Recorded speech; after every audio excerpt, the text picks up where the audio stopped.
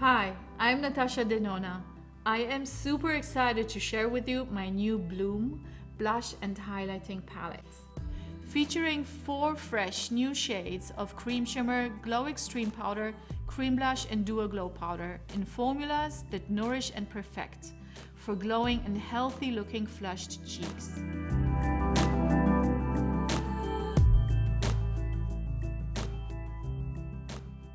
For the first step, I'm going to use the cream blush.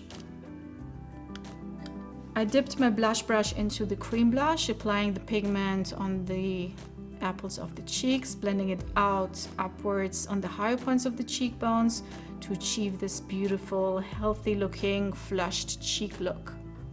I dipped my finger into the cream blush as well, applying now in tapping motions the center of the lips, just to give a beautiful tinted look to the lips, a cherry blossom look.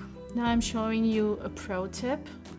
This is a beautiful ombre technique that I'm using many times just to give the appearance of fuller lips. So I'm taking a lip brush, applying the pigments more in a concentrated way in the inner part of the lips, and then with a clean finger just blend it out.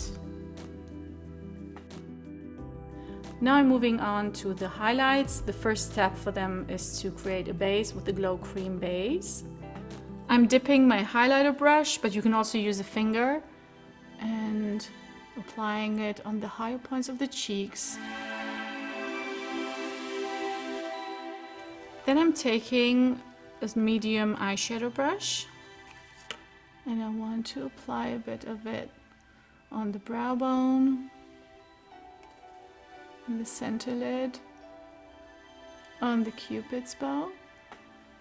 And now I want to show you also how I created this beautiful ombre metallized lip look.